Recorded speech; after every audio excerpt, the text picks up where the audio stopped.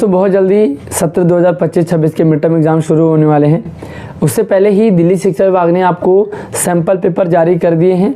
तो आज हम इस वीडियो में क्लास 8वीं हिंदी का पेपर साथ में सॉल्यूशन के साथ आपके लिए लेकर के आए हैं, जो कि काफ़ी हेल्पफुल रहेगी आपके लिए। तो चलिए देखते हैं पेपर किस पैटर्न में आया है, कैसे क्वेश्चन है और आपको इसे सॉल्व कैसे करना है। जल्दी से वीडियो को लाइक कर लो, अपने दोस्तों को भी शेयर कर देना। चैनल पर पहली बार आए हो तो सब्सक्राइब कर लेना, ताकि और भी आपको लगातार अपडेट मिलती रहेगी। और आप जो है एनएमएमएस स्कॉलरशिप के लिए फॉर्म ज़रूर भर लीजिएगा। और दूसरे सब्जेक्ट के पेपर चाहिए होंगे तो आप मुझसे व्हाट्सएप इंस्टाग्राम से संपर्क कर लीजिए। इसी वीडियो के डिस्क्रिप्शन में आपको वो वीडियो भी डाल दूंगा, लेकिन आप ज़रूर बताएं कि आपको कौन से सब्जेक्ट का पेपर चाहिए। तो इस बार 8वीं क्लास में फेल होने का सिस्टम भी है, इसलिए आपको अच्छे से अपनी तैयारी करनी है। पेपर आपका 60 नंबर का होगा, 2.5 घंटे का होगा, ठीक है। तो ये पेपर में का ख ग घ 4 पार्ट होंगे, तो ये सारी चीज़ आप देख लें।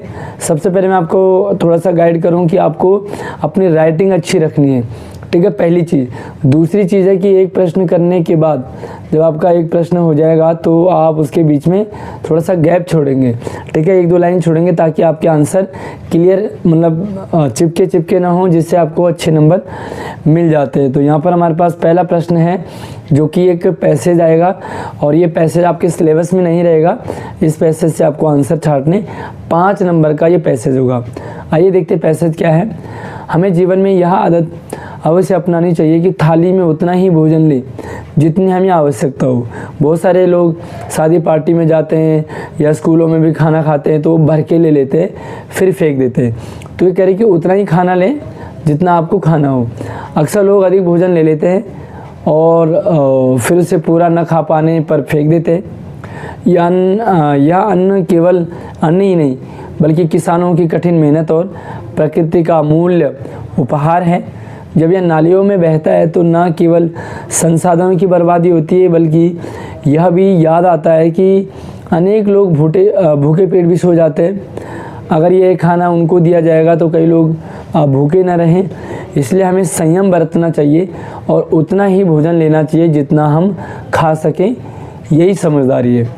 और पहला प्रश्न भी इसी तरह से आया आपके पास कि गद्यांश के अनुसार यदि व्यक्ति द्वारा आवश्यकता अनुसार ही भोजन लिया जाए तो इसका क्या परिणाम होगा।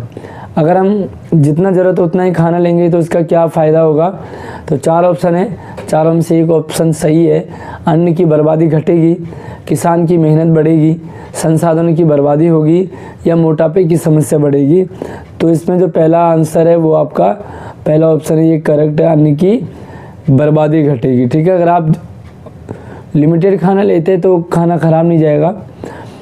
अगला प्रश्न है, गद्यांश में अन्न को किस रूप में दिखाया गया। तो अन्न को किस रूप में दिखाया गया, प्रसाद, औषधि, उपहार या रत्न। तो अन्न को कहा उपहार है, ठीक है, हमारे लिए क्या है, उपहार है। अगर आपको किसी भी सवाल में डाउट रहता है तो आप मुझे कमेंट भी कर सकते हैं। साथ में मुझे व्हाट्सएप चैनल और इंस्टाग्राम पे फॉलो ज़रूर कीजिएगा, जो भी आप अपना क्वेरी रखेंगे उससे पहले। गद्यांश के अनुसार समझदारी किसे कहा गया। समझदारी किसे कहा कि उतना ही खाना ले जितना हमें खाना हो, खाने की बर्बादी न करे, यही समझदारी है।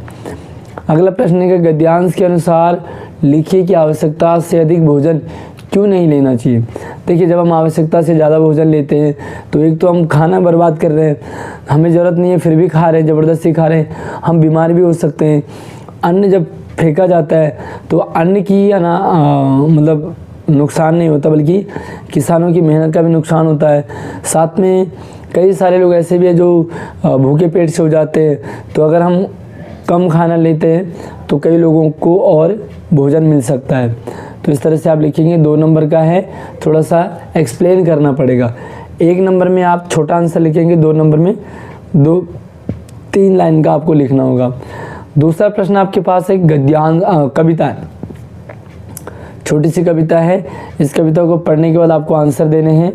तो हरी घास पर बिखेर दी है ये किसने मोती की लड़ियाँ, कौन रात में गूंथ गया है ये उज्जवल हीरों की कड़ियाँ, लुटा गया है कौन जौहरी अपने घर का भरा खजाना, पत्तों पर फूलों पर पग पग बिखरे हुए रतन है नाना, जी होता इन ओस कणों को अंजलि में भर घर ले जाऊं, इनकी शोभा निरख निरख कर इन पर कविता एक बनाऊं। तो ये जो कविता है ये ओस पर आधारित है, ओस की बूंदों पर आधारित है, प्रकृति पर आधारित है। तो क्या लिखा कि प्रस्तुत पद्यांश में, प्रस्तुत कविता में रत्न किसे कहा है। तो यहाँ पे जो ओस की बूंदें हैं वो ऐसे लग रहा है कि रत्न हो, ठीक है। जो ओस की बूंदें बिखेरी हुई हैं पत्तों पर, वो ओस की बूंद रत्न की तरह लग रहा है, ठीक है। अगला है पद्यांश में किसकी सुंदरता की बात की गई है। तो पद्यांश में प्रकृति की, रत्नों की, कविता की या मनुष्य की। तो कविता में जो है वो प्रकृति की सुंदरता बताई गई है और प्रकृति में रत्नों की भी है। तो जब प्रकृति की भी सुंदरता का वर्णन किया और रत्नों की भी, ठीक है। तो यहाँ पे रत्न, डायरेक्ट रत्नों की तो तारीफ नहीं हुई, ओस की बूंदों की हुई है। तो यहाँ पर ओस को रत्न जरूर कहा है लेकिन रत्नों की तारीफ नहीं हुई है, प्रकृति की लिखेंगे। अगर रत्नों की जगह ओस लिखा होता तो ओस की सुंदरता का वर्णन तो किया गया है। अगला है पद्यांश के अनुसार कवि ने ओस कणों को कहाँ देखा। तो कहाँ देखा उसने, पत्तों पर देखा, ठीक है। तो यहाँ पे लिखेंगे पद्यांश के अनुसार कवि ने ओस के कणों को पत्तों पर देखा, ठीक है। अगला है कि पद्यांश के अनुसार ओस कणों को देखकर कवि के मन में क्या भाव आते हैं। ओस कणों को देखकर कवि के मन में भाव आते हैं कि मैं अंजलि भरकर इन्हें घर ले जाऊं, ठीक है। तो इस तरह से बहुत सारे भाव इसमें हैं, जैसे कि इनको देखता रहूं, इन पर मैं कविता बनाऊं, ठीक है। तो ये सारी हैं जो लेखक को लगता है इसके बारे में। तीसरा प्रश्न हमारे पास 10 नंबर का, और 10 नंबर ग्रामर से है। ग्रामर के सारे टॉपिक्स जितने भी आपके पास आ रहे हैं सबकी वीडियो मैंने बनाई हुई अपने चैनल पे डाली हुई है। तो आप जाइए और एक बार ज़रूर जा कर के हमारे चैनल पे आप अपनी सिलेबस की वीडियो देख सकते हैं। कोई भी टॉपिक ना मिले, परेशान हो आप, तो मुझे आप व्हाट्सएप और इंस्टाग्राम पे मैसेज कर सकते हैं, मैं आपको पर्सनली शेयर कर दूंगा। मिलान करना आपको, 3 इस साइड है 3 इस साइड है, इनको इससे मिलान करना। संख्यावाचक विशेषण, परिमाणवाचक विशेषण, गुणवाचक विशेषण। तो देखिए इसमें संख्या कहाँ है, 5 किलोग्राम चावल, तो संख्या तो पहले ही हो गया। परिमाणवाचक विशेषण, तो परिमाण कौन है भाई, कुछ पंखे। और गुणवाचक, एक मिनट सॉरी थोड़ी सी यहाँ पे चेंजिंग है, और जो संख्यावाचक है ना वो कुछ पंखे हैं, ठीक है। अनिश्चित संख्यावाचक और निश्चित संख्यावाचक है। जहाँ पे नाप तोल की बात करें वहाँ पे परिमाणवाचक है, तो यहाँ पे नाप तोलने की बात कर रहे हैं, किलोग्राम नाप रहे हैं। और गुणवाचक विशेषण कौन है आपका, घना पेड़, ठीक है। अगला है निरुपसर्ग से एक शब्द बनाइए। तो निरपराध हो गया, निरभिमान हो गया, निरंकुश हो गया। तो बहुत सारे निरुपसर्ग से शब्द लिख सकते हो। आज यहाँ कल वहाँ चले, दी गई पंक्ति में से क्रिया शब्द पहचान करके लिखिए। तो कौन सी क्रिया यहाँ पे, आज यहाँ कल वहाँ चले, तो चलने की क्रिया है, यहाँ पे क्रिया लिखेंगे, क्रिया बराबर चलना। अगला विदुषी शब्द का लिंग बदल करके लिखना है। तो विदुषी कौन होती है, जो फीमेल होती है, बहुत पढ़ी लिखी होती है, ठीक है। अगर मेल पढ़ा लिखा हो तो उससे कहते हैं विद्वान। तो विदुषी का लिंग बदलेंगे तो विद्वान आएगा, ठीक है। स्वर्ण शब्द का तद्भव क्या होगा, स्वर्ण, स्वर्ण मतलब ज्वेलरी, तो स्वर्ण को हम तद्भव में लिखेंगे सोना, ठीक है, सोना चांदी। अगला है दुर्गंध शब्द का विपरीत क्या होगा। तो दुर्गंध होता है बदबू, इसका उल्टा क्या होता है, सुगंध, ठीक है।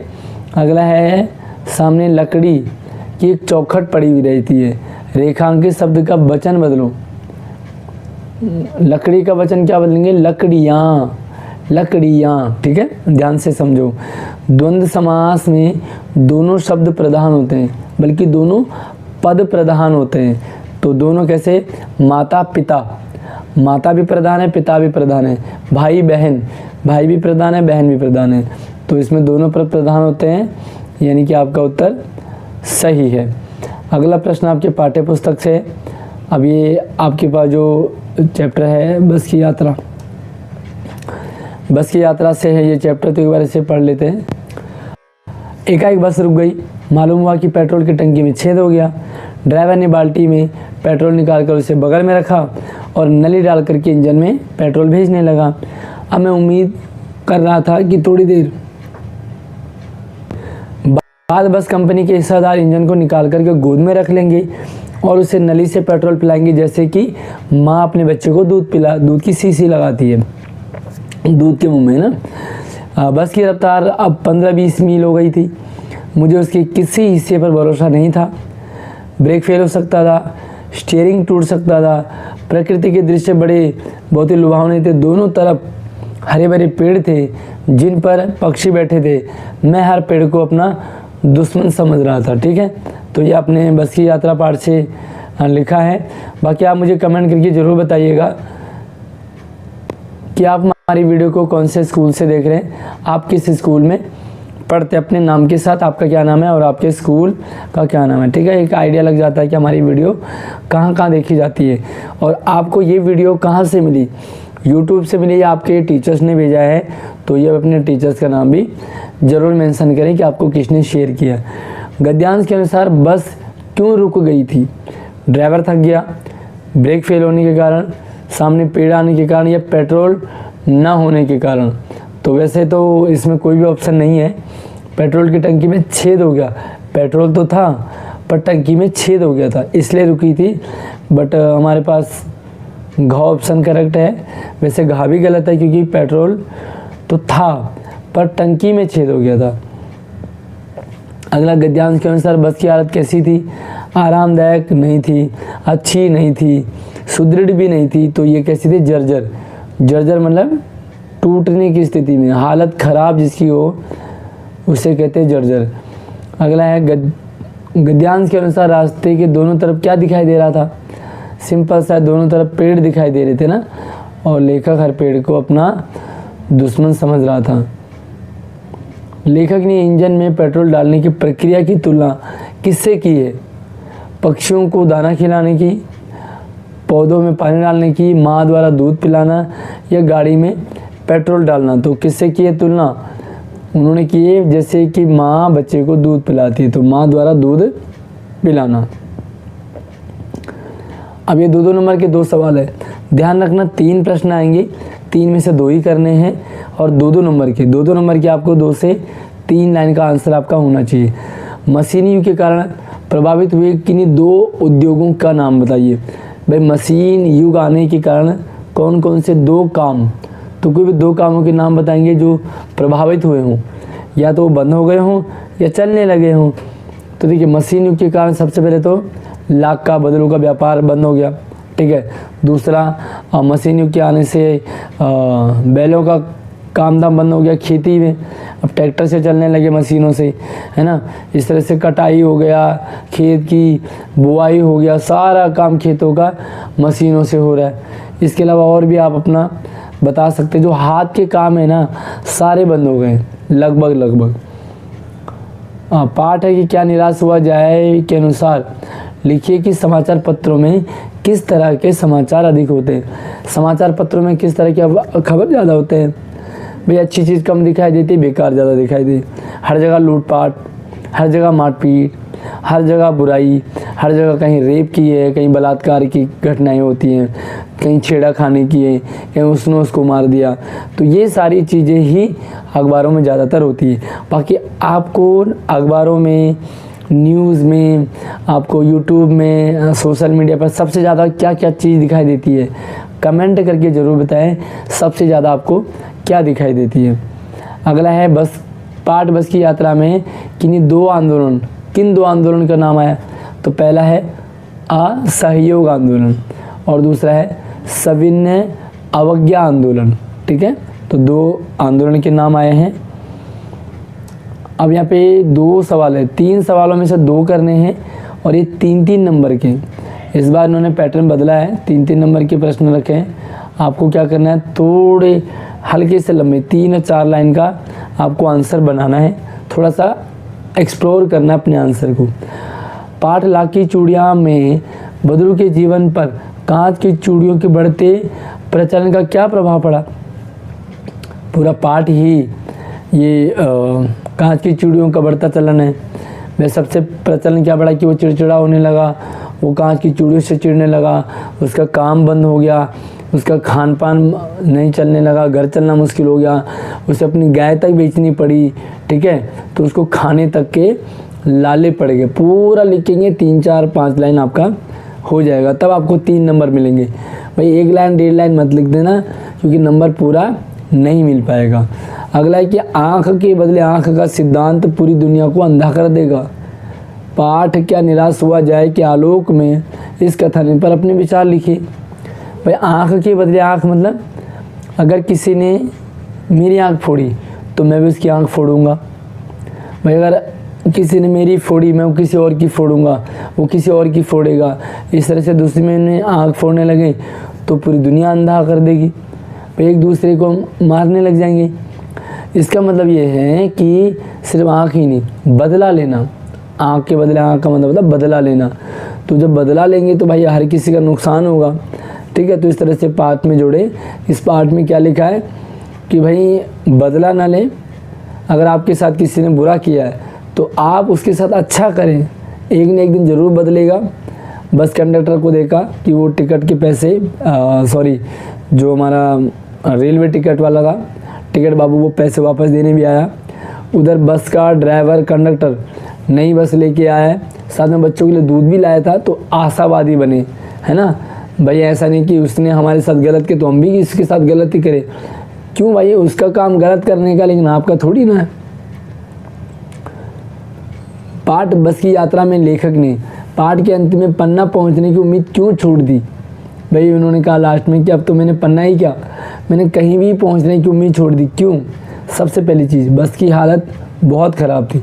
बस का कोई भी पुर्जा काम नहीं कर रहा था, न स्टीयरिंग काम कर रहा, न उसका पेट्रोल काम कर रहा, न उसका टायर काम कर रहे हैं, न उसके सीट काम कर रहे हैं, कोई भी उसके सही से काम नहीं कर रहा था। तो लेखक को लग गया था कि भाई क्या ही पहुँचेंगे इससे, अब तो बस सीधा ऊपर ही पहुँचना है, आराम से सो जाओ, अब ये गाड़ी कहीं नहीं पहुँचेगी, सीधा हमें ऊपर पहुँचा देगी। तो पूरा आप इसे एक्सप्लेन कर देंगे।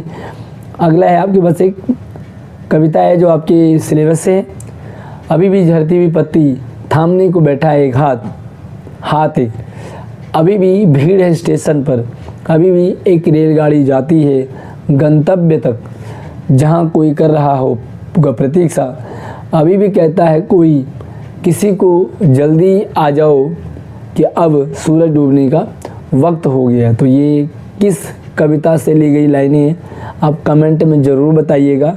अपना नाम, अपने स्कूल का नाम ज़रूर मेंशन करें कि आप हमारी वीडियो को कौन से स्कूल से देख रहे हैं। चैनल को सब्सक्राइब कर लेना। अगर आप मुझसे इंस्टाग्राम और व्हाट्सएप से आप संपर्क करना चाहते तो मेरा WhatsApp number, Instagram ID video के डिस्क्रिप्शन में डाला है, लेकिन प्लीज़ कॉल कोई भी ना करें। आपको जो भी इमरजेंसी मैसेज हो आप उसे ड्रॉप कर दें, लेकिन कॉल ना करें। पहला सवाल है, पद्यांश में किस भाव को दर्शाया गया? उम्मीद, निराशा, विषाद या उदासी। तो जो कविता है उसमें उम्मीद दिखाई है ना, अभी भी कुछ अच्छा होने वाला है। दूसरा सवाल है, पद्यांश में सूरज डूबना किस समय को दर्शाता है? भाई सूरज कब डूबता है? सुबह, दोपहर, शाम या रात? सिंपल सा आंसर है शाम। सूरज जो है शाम को डूबता है। अगला प्रश्न है, पद्यांश में गंतव्य का क्या अर्थ है? गंतव्य, अभी भी एक गाड़ी जाती है गंतव्य तक। यात्रा का अंतिम स्थान, यात्रा का आरंभ स्थान, यात्रा का मध्य स्थान या यात्रा का पुनः आरंभ। तो गंतव्य मतलब मंजिल, मंजिल मतलब होता है यात्रा का अंतिम स्थान, ठीक है। अगला सवाल है, अभी भी झड़ती हुई पत्ती, थामने को बैठा एक हाथ एक, पंक्ति का आशय है आशय क्या कि सुखी समय में असहयोग, पत्तियों को इकट्ठा करना, हाथ पर पत्तियां गिरना या कठिन समय में सहयोग। तो इसका जो करेक्ट आंसर है वो है कठिन समय में सहयोग। 4 ऑप्शन में से एक ऑप्शन लिखना है, पूरा पेपर नहीं होता ना, सिर्फ आंसर आप लिखते जाएंगे। अगला जो है वो कविता से 2 प्रश्न लिखने, 2-2 नंबर के। 3 प्रश्न है, 3 में से 2 करने जो आपको अच्छे से आते हो। पक्षी और बादल में एक समानता और एक अंतर बताना है। पक्षी और बादल सेम क्या दोनों में? एक चीज़ देखो, दोनों आसमान में उड़ते हैं, ठीक, पहली चीज़ आसमान में होते हैं, दूसरा दोनों उड़ते हैं, ये समानता है। तीसरा समानता है कि कहीं भी चले जाते हैं, कोई ट्रैफिक नहीं है, कोई इनमें पाबंदी नहीं होती है, जहाँ इनका दिल करे वहाँ चले जाते हैं। अंतर क्या है? अंतर ये है कि भाई जो पक्षी है वो अंडे देती है, बच्चे देती है, लेकिन बादल नहीं देते, ठीक है। दूसरा ये कि जो पक्षी है वो सजीव है, वो खाना खाती है, वो सांस लेती है, लेकिन बादल ऐसा नहीं है, निर्जीव है और उनमें कोई सांस जीवन नहीं होता। अगला सवाल है कि यह सबसे कठिन समय नहीं, कविता में कौन चोंच में तिनका दबाकर उड़ने की तैयारी में है और क्यों? तो कौन है? चिड़िया। तो क्या लिखेंगे? यह सबसे कठिन समय नहीं, कविता में चिड़िया चोंच में तिनका दबाकर उड़ने की तैयारी में है, क्योंकि वह उस तिनके से अपने लिए घोंसला बनाने की तैयारी कर रही है और तिनका तिनका जोड़ करके घोंसला बनाएगी। कबीर ने तलवार और म्यान के उदाहरण से क्या सिद्ध करना चाहते थे? कबीर भाई तलवार और म्यान में क्या सिद्ध करना चाह रहे हैं? वो कह रहे हैं कि जिस चीज़ से हमें मतलब हो उसी चीज़ पर फोकस करें। आप भाई तलवार से काम है लड़ाई में, म्यान से काम नहीं है, तो आप दिखावे पे ना जाए, रियलिटी पे जाए। और कोई टीचर आपकी क्लास में हो तो उसके रंग रूप पहनावे पे ना जाए, बल्कि वो कैसा पढ़ा रहे हैं, कितना अच्छा पढ़ा रहे हैं, आपको समझ आ रहा है कि नहीं आ रहा, ये आपके काम के, ना कि वो कैसे कपड़े पहन रहे हैं, किस गाड़ी में आ रहे हैं और वो कहाँ रहते हैं। ये सारी चीज़ें आपके मतलब की नहीं है। ओवरऑल इस कबीरदास जी इस जो दोहा है उससे कहना चाह रहे हैं कि आपका जिससे मतलब है उसी के बारे में सोचें और बेकार की फालतू बातों में ध्यान न दें। अगला, अब आपके पास कविता से 3 प्रश्न, 3 में से 2 ही करने, प्रत्येक प्रश्न 3-3 नंबर का है, यानी कि 3 दूना 6 नंबर। मनुष्य के व्यवहार में दूसरों को विरोधी बना लेने वाले कौन से दोष होते हैं? पाठ कबीर की साखियाँ के आधार पर बताओ। भाई मनुष्य का व्यवहार ही तो है जो किसी को भी अपना दोस्त बना दे, किसी को भी अपना दुश्मन बना दे। तो पाठ में कौन से दोष बताएं? आपा, घमंड, है ना। तो पाठ में कहा है कि भाई घमंड जिसके अंदर होगा वो किसी को भी अपना दुश्मन बना देगा। साथ में अपना व्यवहार, आप मुंह खोलेंगे कुछ भी बोलेंगे तो पता लग जाएगा कि ये फ्रेंडली है, अच्छी बातें करता है कि नहीं। कई बच्चे सिर्फ गालियाँ देते हैं, उल्टी सीधी बातें करते हैं। तो यार गालियाँ दोगे, उल्टी सीधी बातें करोगे तो कोई आपका दोस्त थोड़ी ना बनेगा, सारे आपके दुश्मन बनेंगे, विरोधी बनेंगे। लेकिन जब आप मीठा बोलोगे, सबकी मदद करोगे, आप जो है अच्छा व्यवहार रखते हो, सबके बारे में सोचते हो, तो सारे आपके दोस्त बन जाएंगे, सारे आपके बारे में अच्छा सोचेंगे।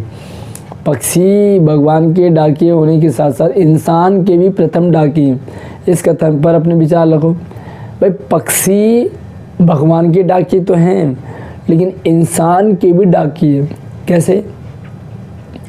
भाई पहले टाइम में क्या था कि संदेश को एक जगह से दूसरी जगह भिजवाने के लिए पक्षी का प्रयोग किया जाता था, है ना। कबूतर को संदेश वाहक कहा जाता था, इसलिए गाने भी हैं, कबूतर जा जा जा कबूतर जा, पहले प्यार की पहली चिट्ठी साजन को दे आ। तो कबूतर जो है वो सिर्फ भगवान का डाकिया नहीं बल्कि इंसान का भी पहला डाकिया था। स्टार्टिंग में कबूतर को ही चिट्ठी पकड़ाई जाती थी और कबूतर फिर दूसरी जगह उसे दे आता था। पाठ दीवानों की हस्ती में दीवानों का जीवन सुख दुख का मिश्रण है। कविता के आधार पर बताओ, जो दीवाने हैं उनका जीवन सुख और दुख दोनों मिला हुआ है। बिल्कुल भाई, दीवानों का ही नहीं बल्कि सबके जीवन में सुख और दुख है। हमारे जीवन में कुछ अच्छा भी है तो कुछ बुरा भी है, लेकिन जब हमारे जीवन में सुख आए तो हमें नाचना उछलना नहीं चाहिए। जब हमारे जीवन में दुख आए तो बहुत ज़्यादा परेशान और उदास दुखी नहीं होना चाहिए। हम मिश्रण है तो इसे लेकर के चले, हाँ भाई सुख भी आएगा दुख भी आएगा, सबको एक जैसे भाव से हम आगे ले, और सुख होने पे उछलना नहीं है बहुत ज़्यादा, और दुखी होने पे बहुत ज़्यादा परेशान नहीं होना। अब आपके पास यहाँ पे लेखन से रिलेटेड है, एक विषय पर आपको पत्र लिखना है। पत्र के लिए 2 टॉपिक दे रखे हैं, 2 में से एक का आपको करना 6 नंबर का। आप नरगिस या गुरप्रीत है, अपने घर के पास स्थित पार्क की साफ सफाई करवाने का निवेदन करते हुए नगर निगम अधिकारी को पत्र लिखेंगे। औपचारिक पत्र है। भाई आप नरगिस हैं लड़की है तो, और लड़के हैं तो गुरप्रीत है। तो क्या लिखेंगे, सेवा में श्रीमान नगर निगम अधिकारी महोदय, नगर निगम दिल्ली, कोई भी एड्रेस डाल दो। विषय लिखेंगे पार्क की साफ सफाई हेतु, पार्क की साफ सफाई हेतु। फिर लिखेंगे मोहन सविनय निवेदन इस प्रकार है कि मैं ये गुरप्रीत या मैं नरगिस यहाँ रहता हूँ, वहाँ पे जो है पार्क है, लेकिन उसमें पार्क में गंदा पड़ा होता है, उसमें जो कूड़ा करकट पड़ा है, मच्छर हैं, बीमारियाँ हैं, कोई जाना पसंद नहीं करता। तो कृपया इसे जल्दी से जल्दी अधिकारी भेज करके, कर्मचारी भेज करके इसे साफ करवा दे, आपकी अति कृपा होगी, ताकि इस पार्क में सभी लोग खेल सके, बैठ सके और इसका आनंद ले सके। तो इस तरह से आप नीचे लिखेंगे अपना नाम, मतलब नरगिस या गुरप्रीत, या तो आप ये वाला लिखेंगे कि भैया आप नरगिस या गुरप्रीत हैं, अपने विद्यालय के पुस्तकालय में हिंदी कहानियों की पुस्तकें मंगवाने का निवेदन करते हुए विद्यालय के प्रधानाचार्य को। भैया आप नरगिस या गुरप्रीत है, आपके स्कूल में ये लाइब्रेरी में हिंदी की कहानियों की किताबें नहीं है, आप मंगवाओगे तो प्रधानाचार्य को पत्र लिखेंगे। भाई सेवा में श्रीमान प्रधानाचार्य जी, जैसे आप लिखते हैं विषय पुस्तकालय में पुस्तकें मंगवाने हेतु। फिर लिखिए महोदय सविनय निवेदन इस प्रकार है कि मैं आपके स्कूल में इस क्लास का विद्यार्थी हूँ और हमारे लाइब्रेरी में इन पुस्तकों का अभाव है, हम जाते हैं पढ़ना चाहते हैं लेकिन ये पुस्तकें होती नहीं, तो आपसे निवेदन है कि इन पुस्तकों को आप मंगवाने का कष्ट करें ताकि सारे बच्चे लाभान्वित हो सके, आपकी अति कृपा होगी। पुस्तकों की सूची जरूर लिखें। और अंत में एक अनुच्छेद है जो कि 3 अनुच्छेद है, 3 में से एक करना है। अनुशासन का महत्व करो, या मेरी दिल्ली करो, या स्वतंत्रता दिवस करो, कोई सी भी आप तीनों में से एक कर सकते हैं। लेकिन आप मुझे कमेंट करके ज़रूर बताइएगा कि स्वतंत्रता दिवस कब मनाया जाता है, ठीक है। तो स्वतंत्रता दिवस कब मनाया जाता है ये कमेंट में ज़रूर बताएंगे। साथ में ये भी लिखेंगे, पता लगेगा कि भैया आप जो है इस पेपर के एंड तक थे, तभी आपको इस सवाल पता लगेगा। तो अगली वीडियो में मिलते हैं, तब तक आप अपना ख्याल रखिए। उससे पहले चैनल को सब्सक्राइब कर लो, मैं व्हाट्सएप पे फॉलो कर लो, इंस्टाग्राम पे फॉलो कर लो, सारे नंबर ऐड वीडियो के डिस्क्रिप्शन में। आपको कौन से सब्जेक्ट का पेपर चाहिए और वीडियो चाहिए मुझे कमेंट कर लेना, मैं आपको शेयर कर दूंगा। बाकी आप इस वीडियो को शेयर कर दो। धन्यवाद।